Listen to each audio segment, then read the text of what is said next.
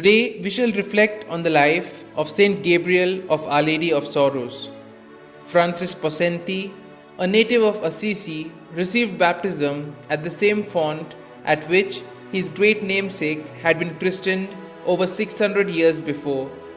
His father, Sante, one-time governor of Assisi and then a censor of Spoleto, was a deeply religious man. Before attending Mass each morning, he would spend an hour in prayer and reading, and then conclude the day with a visit to the Eucharistic Lord each evening. When only 4, Francis, the 11th of 13 children, lost his mother Agnese, a Christian and a woman of sterling qualities. As he grew to boyhood, his typically childish pranks and mischievous love of fun caused his busy father much anxiety.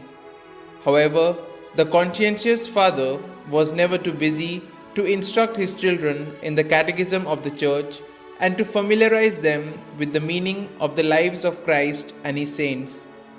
Subsequently, under the tutelage of a young cleric, Francis advanced in his studies, and the lad's impetuosity gradually gave place to a resoluteness of character. As a young man, Francis was highly obsessed with the trappings of social life, with its endless rounds of dramas, opera, and concerts. However, on 2 occasions, he experienced the chastening influence of a serious illness, each time promising Mary that if cured, he would enter religious life, and of course, on recovering each time, procrastinating. Then came the outbreak of cholera epidemic in Spoleto in the year 1856.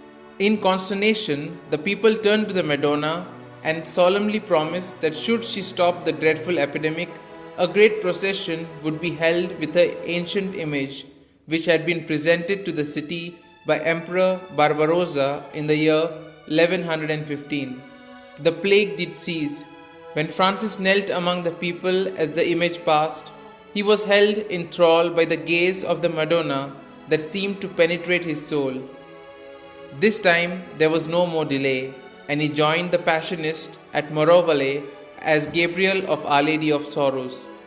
Extremely meticulous in observing every detail of the rule, both in letter and in spirit, he possessed a prodigious memory and nursed a deep spirit of prayer. Francis was particularly conspicuous for his fervent devotion to our Lord's Passion, to the Blessed Sacrament, and to the Blessed Virgin. When he was ready to be ordained, having received minor orders in 1861, the political and anti-clerical upheavals in Italy made it unsafe for him to be sent to his bishop, and not long thereafter, Gabriel succumbed to consumption in his 6th year as a Passionist.